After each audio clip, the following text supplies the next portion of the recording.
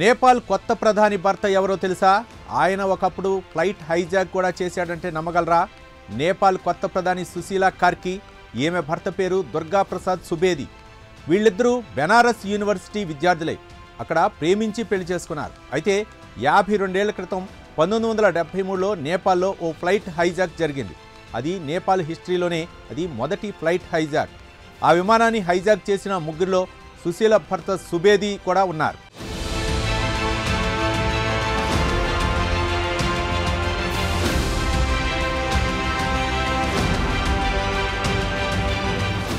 ఆ ఫ్లైట్ నేపాల్లోని భేరత్ నగర్ నుంచి కాఠ్మండుకు వెళ్తోంది. అది కెనడాలో తయారైన 19 సీట్ల ట్విన్ ఓటర్ విమానం. ఫ్లైట్లో 30 లక్షల నగదు కూడా ఉంది. ఇందులో నేపాల్తో పాటు భారత ప్రయాణికులు కూడా ఎక్కారు.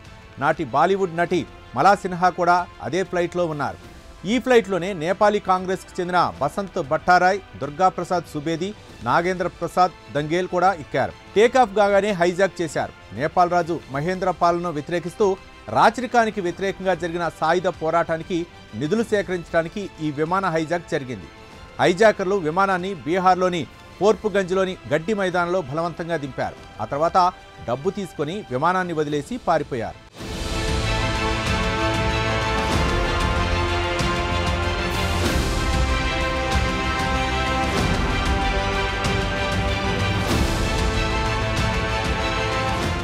ఈ ఘటన తర్వాత ఏడాది పాటు సుబేది ఇండియాలోనే పలు ప్రాంతాల్లో రహస్య జీవితం గడిపారు. ఘటన జరిగిన ఏడాది తర్వాత ఆయన్ని పోలీసులు అరెస్ట్ చేశారు.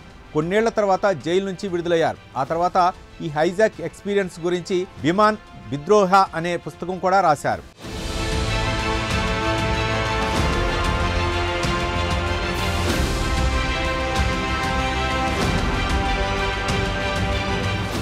నేపాల్లో రాజకీయ అస్థిరత, పాలకుల పట్ల వ్యతిరేకత కొత్త కాదు.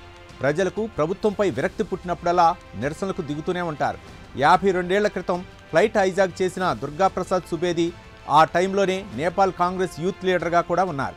పార్టీకి నిధుల కోసం చేసిన ఫ్లైట్ హైజాక్ వెనుకున్న మాస్టర్ మైండ్ గిరిజాప్రసాద్ కొయిరాలా. ఈయన ఆ తర్వాత 4 సార్లు ప్రధానిగా కూడా పనిచేశారు. ఇక దుర్గా ప్రసాద్ సుబేది జైలు నుంచి విడుదలయ్యాక నేపాల్ రాజకీయాల్లో కొనసాగారు. తన భార్య సుశీల ఎదుగుదలకు సపోర్టుగా నిలిచారు.